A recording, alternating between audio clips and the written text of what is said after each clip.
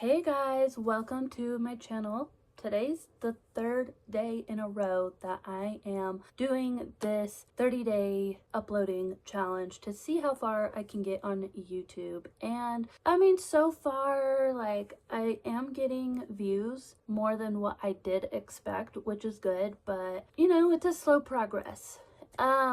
Today's video, I'm just gonna kind of chit chat. I am gonna go over books that I plan on reading for 2025. I do plan on reading hopefully more than the books that I'm about to mention, but if anything, I do want to read these books. And then also I'm gonna talk about TikTok and just life updates. So if you are interested, stay tuned, and I'm gonna be posting every single day. I am not gonna edit as much, very minimal editing, and we're trying this new audio thing out to see how good it works. So let's just get started with the books that I plan on reading for 2025. So the first book is called On Swift Horses. It's a novel by Shannon Pafall. I have read probably a few pages of this before, and then I didn't really get into it. It was hard for me to get into it, but from what I remember, it is pretty interesting. So on the back, the description is, in the burgeoning post-war West, two outsiders are torn between convention and their private dreams. Muriel is a restless newlywed transplanted from Kansas to San Diego.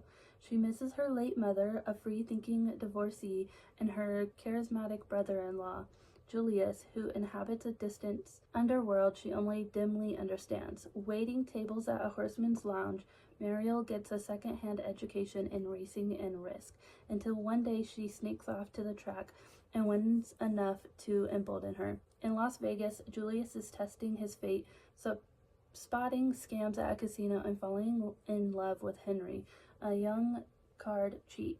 But when bad luck befalls Henry, Julius heads south to search for him in the plazas and dives of Tijuana, trading one city of dangerous illusions for another. Against a landscape of half-finished highways and clandestine hotels, On Swift Horses is a story of love and luck by a writer of rare vision and lyrical gift, a new epic of the American West that affirms the value of rebellion and risk, of love and difference. Sounds interesting. Sorry, my head is itchy. But yeah, a rich and rugged suburban western about dreams deferred and living defiantly.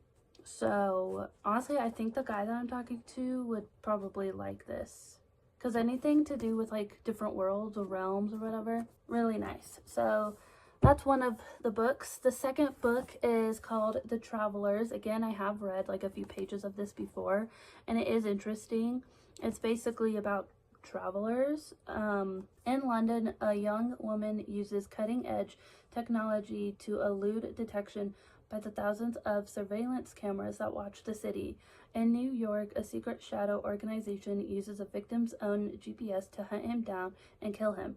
In Los Angeles, a motorcycle messenger with a haunted past takes pain to live off the grid, free of credit cards and government IDs. Welcome to the world of the traveler, a world frightening like our own. And let's just say I want to live off the grid. I would love to not be so engulfed in this society. I would love to just live off the grid, even if I could just live off the grid for a few years and then do my own thing, other than having to go to work, barely having time for yourself, taking care of others. No, I want to be selfish and just take care of me, enjoy the nature, create, and be me, be free, you know? I think that's everyone's goal at some point, and I'll get there. I hope. I'm hoping.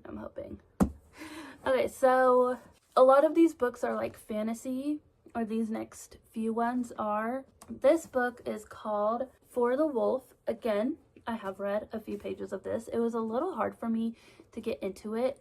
I don't know why, but fantasy books are hard for me to get into, because when I'm reading, I know what they're saying, but then I can't necessarily remember the whole context of it all. I can imagine in the moment like what's kind of going on, but then I forget about like the past.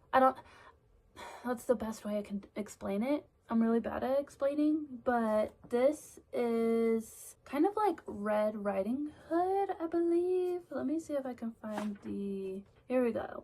His eyes arc away from her to the waiting Wilderwood beyond their ring of cleared ground. I warned you before, Red. None of the stories here have happy endings. As the only second daughter born in centuries, Red has one purpose: to be sacrificed to the wolf and the Wilderwood in the hope he'll return the world's captured gods.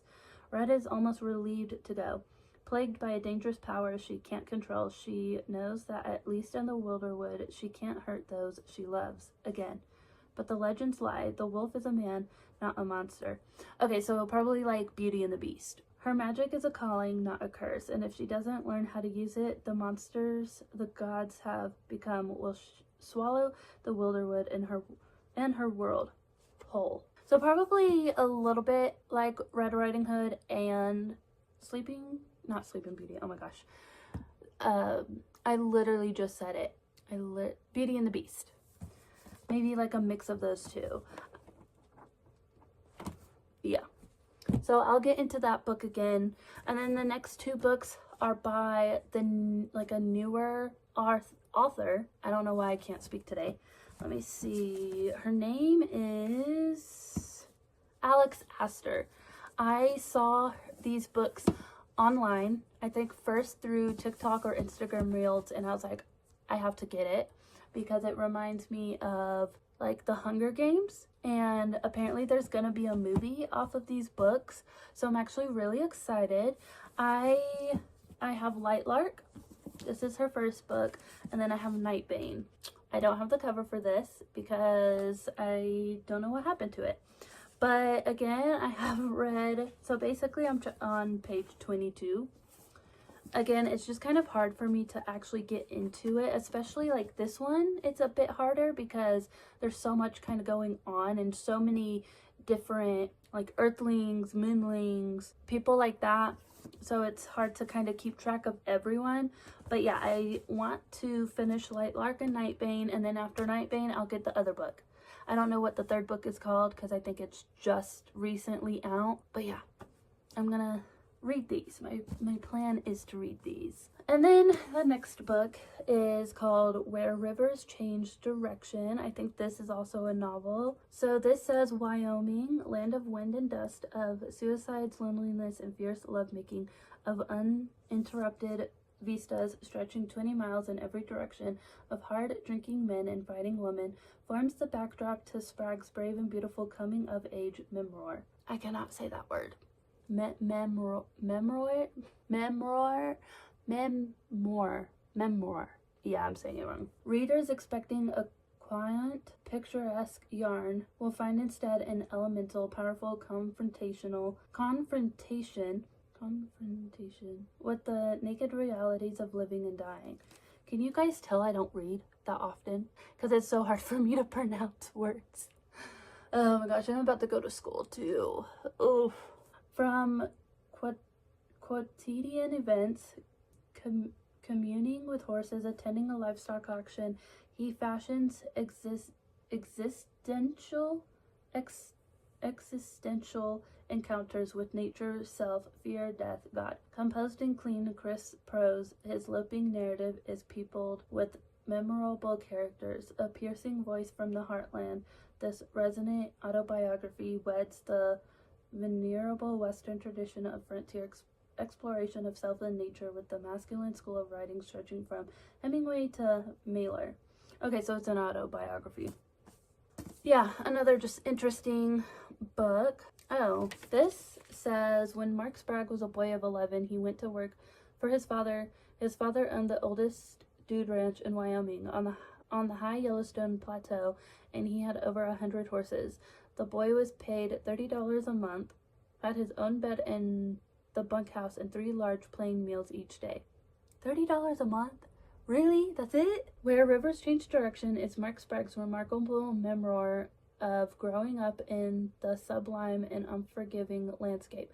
In prose, at once sturdy and very beautiful, he writes of his family, of his mentor John, a cowboy, and of the animals, both wild and domestic, that fill his life. An elk hunt that goes wrong, a winter spent alone on a snowbound ranch high in the mountains, the beauty of bravery of horses. Where Rivers Change Direction recreates the small but profound dramas of one boy's journey towards manhood. Tough, joyful, passionate, and funny, this stunning book is surely destined to become a classic. And I also got this at like a thrift store, so that's really interesting. After reading that, I'm actually really interested in knowing more. This kind of reminds me of Heartland, just off of reading that. So this would be, I think this will be a fun read. I think it'll be fun to read that. Okay, the last two books. I promise we get in there. This one isn't necessarily a book, like it is. It's okay. It's Psychology 50 Key Ideas Unpacked. I am going to school to get psychology degree. I start actually in like 2 days, so I'm so excited. And I have this among like other psychology like therapy books. That way not only can I like say read this, but I can learn stuff in school, and then like if what I'm being taught in school it's in say this book, that helps even more because I'm a visual learner. And then also like in this I can highlight stuff and just take notes, and I'm really interested to learn more about psychology. There's so much to do with psychology that, you know, it's like never ending of learning and growing. And I think that just, it fascinates me. And also I really want a career. I know I'm 24 and I'm getting a late start, but it's better late than never. And also I was telling myself, even though I'm not in the military anymore and I can't go to school for free basically, I still have that opportunity to go to school. Yes, I don't know how I'm going to pay for it, but I could just take it step by step, day at a time, and just try not to worry and just kind of let things take its course. Oh, my leg is, oh, tingling. Okay, last book, and I have read this before. I want to reread it, and it's a very short read, kind of, depending on everything else that I'm doing, but it's called The Untethered Soul. I just want to brush up on all the facts because, I mean, let me see if I can find a page that I have stuff highlighted, and I really want to go through the highlighted parts and also just take notes and basically annotate, I guess. Oh, here's like another page that's like highlighted. And this book is very dirty because when I used to live in my car, I tried my best to keep my books decently okay, like kept okay, and this just got dirty, but it's still readable. So I highly recommend this book. I highly recommend it. That's all the books that I plan on reading, or minimum at most that I want to read for 2025. And now we could just kind of talk. I don't have my glasses on, so it's been 15 minutes. I'll talk to you guys tomorrow. Bye.